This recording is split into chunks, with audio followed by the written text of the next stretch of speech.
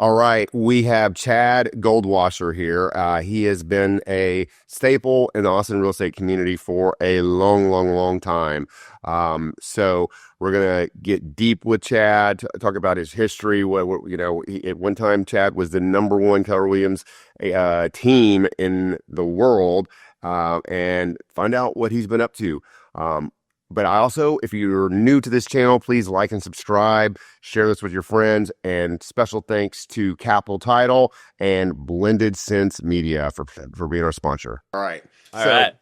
Let's talk about before real estate, because Yeah. I know you got a long history in the business. Before the business, you were bartending Yes. on 6th Street. No. I got into the restaurant business when I was about 14 at Subway. And then I started working for Fridays. I lived up in Minneapolis where I met Tara, my former wife, and I was working for Fridays up at the Mall of America in Minneapolis, and I was bartending. And that is where I learned service. Like, I learned if the energy was right, if I was treating people extremely well, drinks were full, ashtrays were clean at the time, the food was right, that they would come back and that they would bring their friends. Yeah. And I would get tipped well. And then Tara moved down here to Austin, and when I was 21, I moved down here. What did she move down here for school? She moved down here because she never wanted to be in the cold again, and one of her friends was moving. So she moved down to Austin, and we broke up, and it almost broke my life in 18 pieces. But then 6 months later, she called me and asked me to move down here, and that was 1996. We bought our first home. I was bartending at Trudy's a mile down the road, and I thought I was going to be successful in the restaurant business. Quickly, I decided that I didn't want to be at a restaurant until 2 a.m. every Friday night. And we had just bought our first home. It was 96. At the end of 96, I decided I was going to get my real estate license and start investing in real estate. But as I wasn't getting it to sell real estate. Yeah, but isn't it funny? Like, I mean, I waited tables for 5 years too. Yeah. And it's like trial by fire. It kind of does give you a little bit of, first of all, there's service to the clients. Yeah. There's a lot of pressure in real estate and in serving tables and waiting on people, right? Don't you think that kind of, I feel like a lot of people that are real estate agents that's a good way to know what you're getting into. And so if you're good with people and you're a good waiter or a bartender, real estate may be for you because there's a lot of pressure. Yeah, it is. Yeah, but I sat in those classes in 1997 with Wayne Morgan up at 183 and 35. I was 23 years old.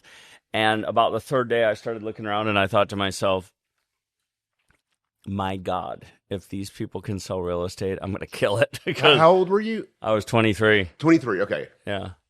Okay. And then you went to, what was your first stop? Keller Williams? No. So I went to a company called Prudential Owens Realty. And after 6 months, I had my first listing. It was a mobile home in Smithville. So super successful. But along the way, if you're listing and you're an agent, I was studying and learning the market. I was going to actually look at properties and studying what properties were selling for, what they were listed at, and I was looking at the homes in the neighborhoods. And while I was doing that, a gentleman on a property tour jumped in the back of my car. He was on his phone the whole time, and I was like, God, I want to be that busy, And he came up to my window after that property tour, and he said, hey, I'm looking for a buyer agent. I had no idea what he was talking about. I said, good luck, or who he was. And a month later, I was listening to a Mike Ferry cassette tape. I think I told you this story the other day. And he was talking about buyer's agents. I was like, that's what that guy was talking about. He was trying to hire me. And then I got to my office, and I looked down at the office literally 30 minutes later, and there's a magazine, and he's on the cover. And I read this article about James Willoughby, and he was the number one agent in Austin. He worked for RE/MAX. And I was like, I got to call that guy. And I didn't. It was a Saturday. This all happened in one day. And I was a mile down the road at Trudy's, bartending that night. And he walked in the door. Oh, wow. He walks up to me. He's like, hey, man. I was like, oh, my God. And he was with his wife. And I said I was going to call you today, and he said, "Well, let's meet." We met 4 days later. 4 days later, right down here at Susie's, which is no longer there, and we had lunch. And I made the decision to go work as his buyer's agent. And 4 days later, he gave me a book called 30 Days to Success as a Buyer's Agent. And he said, every agent I've ever hired, I've given this book to, none of them's completed it, and none of them works for me anymore. Wow. And I was like, done. So, okay, you were at Prudential and you were just like not really didn't have a plan of a mentor or anything at that point, right? I was on the phones calling everyone I knew from the bar, every person I knew in Austin, and I was new here. Yeah. I was out knocking on doors at a little apartment complex here trying to find buyers. I was doing open houses. I was calling for sale by owners. I was calling expired listings. I was doing whatever I could. Was it getting frustrating? Hell yeah. Yeah. Yeah. So you go work for James and you finish the book. Yeah. That book had between 10 to 30 exercises I had to do every single day for 30 days. Everything from prospecting to studying the contracts to learning scripts. And I started getting up at 6 a.m. in the morning, and the first thing I had to do every single day was 25 affirmations. I had to read out loud 4 times. Then I had to write in a notebook 25 times every single day for 30 days. I will enjoy success through selling 4 homes per month. Then I had to visualize myself receiving checks, being successful for 10 minutes. That was part of the book? That was the book. Oh, wow. Okay. That was part of the book, and I didn't know why I was doing it, but I was a 23-year-old college dropout, and 30 days later, I finished that book. I completed, I got my first deal under contract. I closed it July 30th of 1997, and I quit my job at Trudy's right down the road. So let me ask you, were you getting leads from him? Yes. You were acting as his buyer's agent at the time. Yes. Gotcha. And he was still bringing in a lot, right? Oh, God. Back then, we didn't have internet. Everybody called on the listings. Yeah. So I got every single phone call on all of his listings. Wow. He was a heavy listing agent, and he saw my passion, and I dove into everything. Yeah. Like, when I got to number 1 in the world for KW, and 9 years later, people would ask, like, what the hell? What is it? Yeah. I changed my mind. What I didn't realize was those affirmations, like, I was shifting the conversation I was having with myself about who I was and who I could become. And 28 years later, every single day, I'm driving these ideas, utilizing affirmations, utilizing visualization, utilizing those things, still to this day. So and that is what changed my life. Yeah. That is what really changed my energy. Yeah. And in this business, it is so, Yeah. it's fucking tough. Yeah. We get the shit beat out of us. So it had that in the book. Was he coaching you in any way too, or? Not really. He was super busy, so I was being led by this book, but I was learning a ton. And when I closed that first deal, and he saw my passion, July of 97, I closed that deal. I quit my job at Trudy's. He saw my passion. He bought me a ticket to Buyer Agent University with Howard Brinton in Nashville. We went there. There was 10 cadre there, and Howard Brinton, one of the greatest sales trainers and real estate trainers of all time. And for 2.5 days, I learned scripts and dialogues. We did affirmations. They taught me how to walk a buyer through, like everything. Isn't Howard Brinton didn't he do Star Power or something Yes. like that? Yeah, okay. Star Power University. That's what Yeah. it's called. This is what I'm recreating right now, because agents, they just don't know what they don't know. And for 28 years, I've dedicated my life to this business. Yeah. And it scares me that the consumer out there thinks you or I are the same as the typical traditional average real estate agent. Right. And that can cost people hundreds of thousands of dollars. Yeah. And that sucks. Yeah. Yeah. It's a problem. And I think, the barrier to entry is some, that's part of the problem. The barrier to entry is too easy, Yeah. Okay. So how long were you with the James Willoughby team? So I was on fire. I walked out of Nashville, for less than a year into my career, and I was on fire. I was if I wasn't with a buyer on a Saturday or Sunday, this is what agents don't get because I pour my life into agents. If I wasn't with, they don't know that the work has to be consistent and over. So if I was not with a buyer on a Saturday and Sunday, and this is still true to this day, I was doing an open house. And I wasn't doing it just Sunday 12 till 2 p.m. I was doing it Saturday and Sunday 12 till 5 p.m. And if no buyers walked through that door, I was practicing my scripts. I was studying and learning the market. I was making calls. And the next year with him as a 24-year-old kid as his buyer's agent, I sold 67 properties. Wow. It changed my fucking life. Yeah. I was on a 40-60 split. I made almost $200,000. Wait, that was 98, you said? 98. Wow. Okay.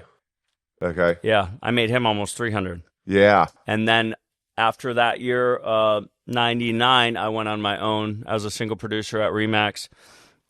And I remember this guy said to me, he goes, "You'll never make as much money. Are you an idiot? You will never make as much money as you're making with James." And I was like, I put the pedal down. I started to systematize everything. I brought in my first assistant. And that year I was the number one agent, single agent at that Remax office, Mark Minshew's office. Yeah. And I walked up to that guy. I was like, I did all right. Yeah. James changed my life. Yeah. And I still call him once a quarter just to thank him. Yeah, that's Truly. awesome. Yeah, I've run into him at some events before. I don't know him very well, but he's a nice guy. Yeah. So you're at Remax. Yep. And how long were you there? When did you go to Keller? So I'm a single agent, 99 through 2004. I'm building a team. I start hiring admin and then agents. And I brought on my first buyer agent in 2001, Russell. Which, by the way, I've written articles about this. That's the way you should. I mean, agents always want to do buyer's agent first. Oh, yeah. It's admin first, then buyer's agent. Yes. That's how it should be. So, go ahead. Yeah. Always in business, in real estate anyway, get rid of the task. And this is what Gary Keller taught me, because Gary is one of my greatest mentors, still a great friend of mine. We converse quite a bit. Always get rid of the lowest dollar activities, right? Like an agent should, once you get to a certain point, you shouldn't be putting a sign in the yard. Yeah. You shouldn't be writing an amendment. You shouldn't be entering a property into the multiple listing service. Yeah. You should, my main job, I'm a rainmaker. I am in lead generation. I am a lead generation machine. That is my job. And so you hire admin, they pull all the admin work off you. You focus more on lead generation. You get more listings, and then you get the buyer agent. Yeah, I remember when I wanted to become a top producing agent, I invested in Max Avenue at the time. Yeah, and I remember they had us do a task like, what's $10 an hour work versus $150 an hour work. Yeah, and like you write down everything you do and put it in those two categories. Yeah. So back to your question, in 2004. I did $43 million in sales. I was at a Howard Brinton seminar in San Antonio. I met a guy named Bob Corcoran. He was a coach. I had a coach already. I highly suggest any agent that wants to go to the highest level has a coach of some sort or works with someone like you that can guide them. Yeah. So I'm at this seminar. Bob is the headline sponsor, and I sat down with Bob. He goes, "What's your goal, Chad?" I said, "I want to break 100 million in sales. I want to become one of the top 50 agents on the planet within the next 10 years." He goes, "Okay, I can work with you." He said, "It's $17,000 to hire me, and it's $1,500 a month." And I was like, "Damn!" I was like 27, and I paid him that $17,000. Wait, he had that down? Like that? You had to pay that down to hire him? Yeah. Wow. $17,000. He said, "I'll come into your office for 4 days. I will spend 4 days with you, 24 hours. We will rip everything apart." And I was about to hire 10 new buyer's agents. Yeah. And he said, "We'll rip everything apart. We'll rebuild it, systematize everything. I can't stress that enough. My life is a system. The way I wake up in the morning is a system."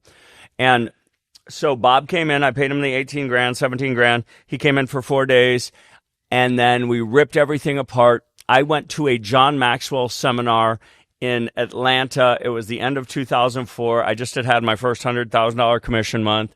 And I'm sitting at a table with Mary Tennant, Mark Willis, and Diana Kokoska with Keller Williams. I said, I'm bringing on 10 new buyers agents. They knew who I was. And I said, I got to pay RE/MAX like $300 per buyer agent. And they said, come over to Keller Williams. You won't have to pay anything. You have one cap, $18,000. You can have as many agents as you want. I went over and interviewed with them several times. I moved over there right at the beginning of 2005. So question, were you, when you were hiring a buyer agent, where did you get them from? Friends or? It was all over. Past clients, friends, other agents in the business. Yeah. So that was the year, and this is so cool because this I wrote on November 17th of 2004. Okay, this is what's called a life plan.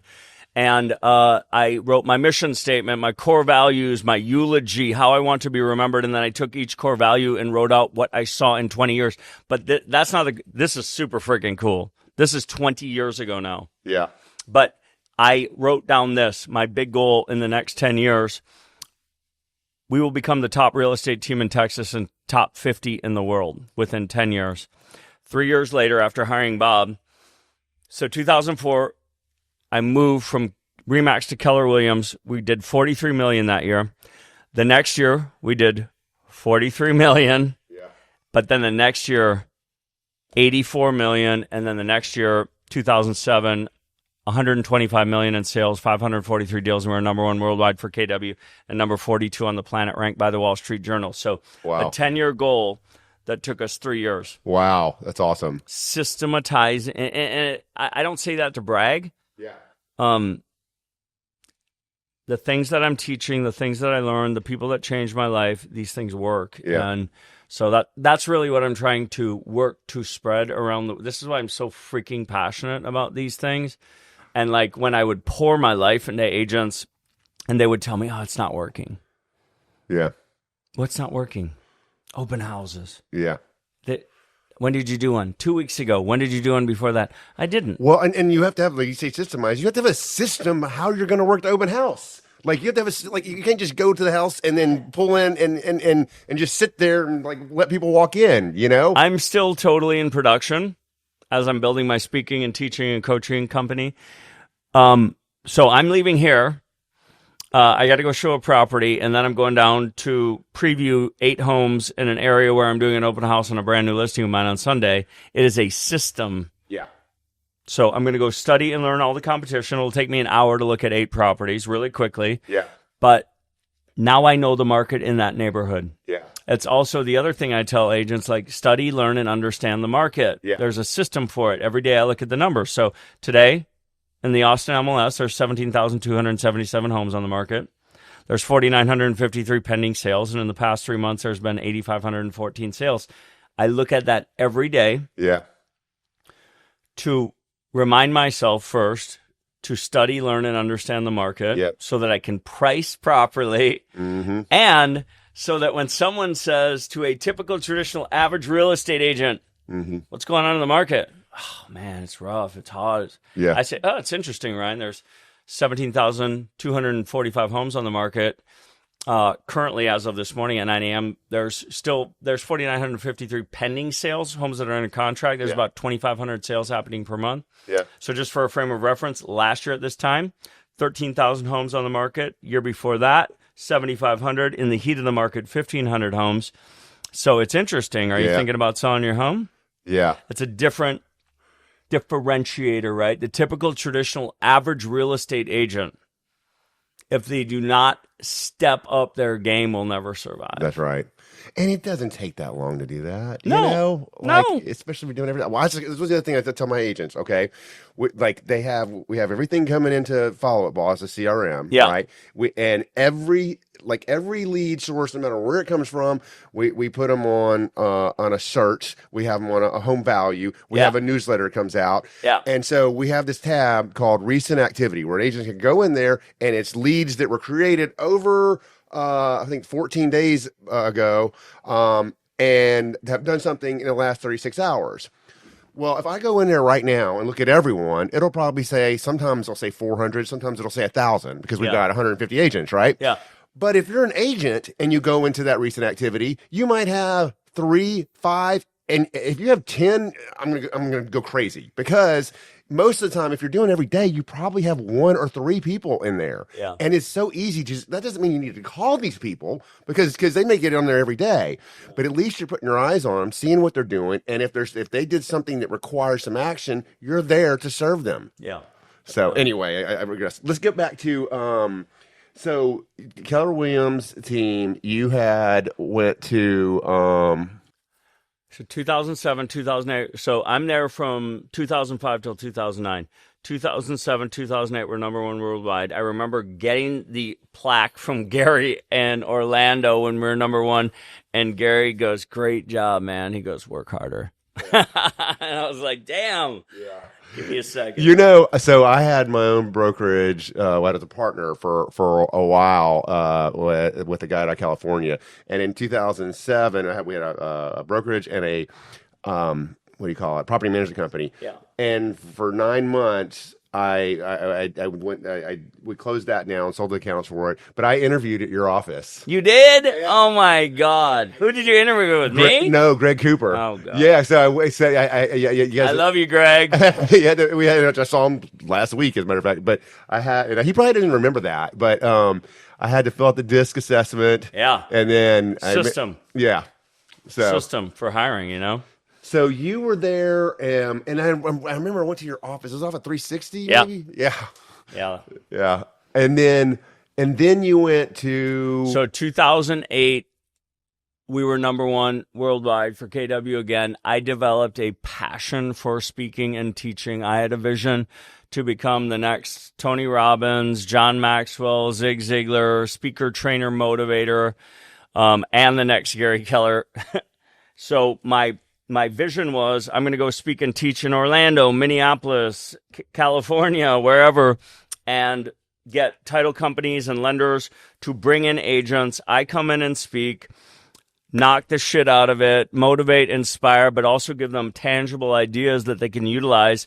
And then they'd be like, how do I join your company? And then we would plant a Goldwasser Real Estate. And that was 2008. The market crashed. It didn't matter because it doesn't matter what the market is doing. It matters what we're doing. And I always put the pedal to the floor. And so 2008 market crashes. 2009 we grow to over 120 agents. 2009 I find out my controller has been stealing money from me for 3 years, as I've been telling Greg and Tara, my partners. She stole $500,000 from me in a 3-year period. Didn't pay my payroll taxes, so I owed the government a $300,000 bill. And then that was October of 2009. January of 2010, my top agent leaves and recruits away half my agents to our buddy Jonathan's company. And then in the midst of that, my wife told me she wanted a divorce. So that was in a 6-month period. Yeah. And that stopped me for a second, you know? Yeah, well, I went through it. I just got out the other side, Yeah. last 6 months, so. Yeah, but Tara and I stayed working together. And in 2013, then I decided I want to go on my own and launch a new company. And then recently I left. I shut down my brokerage and went to EXP because I spent so much money, time, and energy, and I didn't get the return. And now I have a global, vision of speaking and teaching around the globe. Yeah. And sharing ideas that impacted and changed my life with other people to help impact and change their lives. And I have that opportunity with EXP and like all the different models now where there's revenue sharing. I don't have to manage. Right. But I can use my skill at attracting. It's almost the same vision that I had in 2009, but I'm just bringing them into a different brokerage that's way more capable of helping them than I am, on my own. So. Yeah, I know. I feel like, where when it comes to when you have a team, it's like you have to stay, in my opinion, you stay under 10 or over 100. Yeah. There's no in between. There's no man's land. Because once you get over 10, then you, the mind, and if you're in production, the mind can't serve 2 masters. You can't get out of production because 10 agents is not enough to replace the top producing agents' income. No. And I remember when we got to 70 agents, when I got out of production when I got to like 40 agents. Yeah. And my first couple of years after that, I were much lower. I mean, my biggest year was 26 million sales of my own. That's the biggest I did.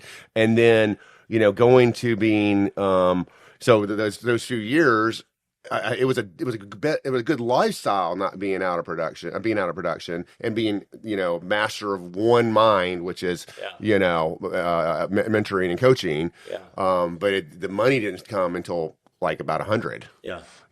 So I think that's one thing that agents and team leaders really need to understand is it's if you're going to have agents underneath you. You either keep it tight, or you go big. I don't think people get that. No, and I also don't think people get the cost that you have this beautiful office, you have E&O, you have. I mean, it's insane, man, dude. My credit card. I'll tell you this. I feel lighter and more free than I've ever felt in my life. I'm 52 years old now. I'm still kicking ass in real estate. I don't have child support anymore. I don't have an office that I have to pay for and worry about. I am so light right now, and that's why I feel I'm really about to enter a new period of my life that may be one of the most productive and eclipse anything I've ever done in the past, So it's exciting. Can I tell you, and for the listeners out there, my overhead here is about $130,000 a month. I know. I know. I was telling my daughter the other day, she's like, how are you doing financially? I'm like, I'm kicking ass. She's like, I said 3 years ago, I had to make $50,000 a month just to cover my bills. That's just so stressful. Now it's like 20, which is still insane, but I have never watched the news so much because I'm like looking at tariffs and interest rates, the treasury, like because I believe that we're very close to a point where if interest rates get under control, if inflation gets under control, I think people are tired of waiting, right? People are tired of waiting to sell, and people are tired of waiting to buy. And the biggest complaint we get isn't really interest rates, actually. It's not interest rates. It's right now, it's uncertainty in the market. I know. And that's what I saw the news today about the EU. Oh God! I mean, I thought that you're probably like me. I don't want to get into politics, but this isn't politics. This is finances. And I was like, I thought when China thing was done, I was like, all right, it's happening. And we actually had a really good weekend last weekend. As far as sales go. So we'll see what happens. What do you think about the Austin market? Because you probably heard we're the worst market in terms of losing value in the country. I think that I see this as a plus because we're still Austin, we're still people moving here. What's your assessment? Well, like I said, more inventory than we've ever had in my lifetime in real estate. One of the biggest challenges and why that inventory is there is not only the slowdown with buyers, but agents' inability to effectively communicate to sellers where their home should be priced. I had a gentleman recently come to me, paid $1.2 million for his house in 2021. He put $100,000 into it. I walked in the door and I said, it's $1 million, man. We got that. He didn't listen to me, overpriced it just barely, but I took it anyway because I thought, it's a special home. And we listed at $1,075,000 for 30 days. We had 0 offers. I brought it down to $965,000 3 weeks ago. Got it under contract immediately. And so if your home is priced correctly, if it is properly prepared, and you have an agent that understands and can help you market the hell out of it, homes are still selling. So buyers, it's an incredible time. Because there's massive amounts of inventory. But I had that one for $1 million that I just got under contract at $965,000. But also I just put another one on the market and we had 3 offers on it in 4 days for $18,000. I got it under contract, $18,000 over the asking price. So again, like Gary told me, I don't care what the market's doing. I care what you're doing. And in terms of that, when you think about selling a home, I don't care how many homes are on the market if you price it correctly. And present it correctly. Which to me right now, I tell all my sellers, Mr. and Mrs. Seller, if I tell you to price your home at $5 million, you should probably price it at 4.5, and then get it in the absolute best condition you could ever get it in. Yeah. And then hire, have an agent that truly can drive traffic and that understands how to do that. Yeah. So I am working twice as hard, making half the money, and excited about what's going on, because great agents in a challenging market, which it is a challenging market, but I think Austin is always going to have steady appreciation and good sales. So, well, we just went up too high, and we'd never seen that. Yeah. I've been selling real estate 28 years. I never saw, but 3 to 5% on average per year over the course of my career is what I've seen. So yeah, I use this app called Reventure. Have you heard of it? It's really good. Anyway, they have one of the charts on there is 5-year appreciation. Okay. And it says from in 2022, right, or 2023, I forget which one it was, whatever, 2022, I think it was. Yeah. The 5-year appreciation was like 80-something%. I forget, is it 80 or 89% in 5 years? And if you look at it right now, it's still up 40. Oh, I know. It's still up 40%. Well, here's another one. I got a call from a great friend of mine about 2 months ago, and he said, "Hey, buddy," and I helped him buy and sell 5 homes in his life, and he bought this home for me in Circle C 8 years ago, paid $400 for it, and he called me on a Friday night, or texted me on a Friday night. He didn't want to call me. He said, "Hey, we're putting our home on the market. But I gotta work with my buddy. I'm so sorry, but And I said, "Dude, as long as he knows what the fuck he's doing, I'm okay. I don't care." Yeah. Well, that home's still sitting on the market, but they went on the market. He paid $400. They went on the market 8 years later for $875, which was overpriced. Yeah. Probably sell for. It's still on the market. Yeah. I'm watching it. Like, he's now texting me. I'm like, dude, the agent people hire makes a difference. But the point is, people are still making money. They're just not doubling and tripling it right now. And so people need to keep that in mind. I have another property I put on the market that I helped these people buy in 2021. They paid $610 for it. We're going on the market at $525. My seller has the right mindset, though. He goes, "Dude, we made like $300,000 on our sale in 2021, and we put it in this house. We're getting it back." So I get it, Yeah, and that's right. I think this is what agents need to be talking about. Is a couple things, right? One, if you have buyers that are nervous or whatever, like you say, and this is why I think now is the best time to buy in Austin, is because not only is the prices, values are down, but because there's so much inventory, you can, especially if you're going to one of these overpriced homes that's been on the market for a while, you can negotiate it down. Yes. You can negotiate the buy down the rate. You can have a kick-ass rate. And then values, if we're right, and I'm pretty sure we will, well, look, we're definitely right on the sense of like when you buy a house, it's supposed to be minimum 5 years. Yeah. Okay. And so that's one thing. The other thing is that so many people, so many sellers right now are sitting on so much equity, right? It's only if you bought your home in 2020 or after. Yeah. So. And bought a first-time home and you don't have a ton of equity in it. That's right. a tough spot. Yeah. I mean, shit, if you bought it 2 years ago, you probably got a decent price. It hasn't gone down that much. You know what I mean? So anyway, I think if you think that mentality and you work hard. So tell us what you're doing now. I mean, I want to talk, to promote what you're doing. I know you've got a lot of good stuff. And Well, from the time I was about 25 and I saw this speaker down in San Antonio, and he changed my life forever. And he was having a blast.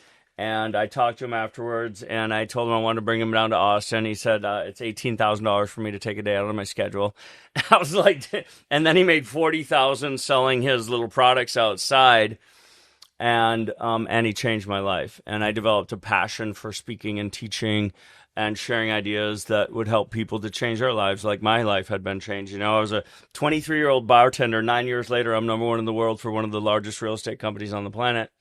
How did I do that? You know, and so anyway, I developed a passion for speaking. I started honing that skill. I started speaking around the country.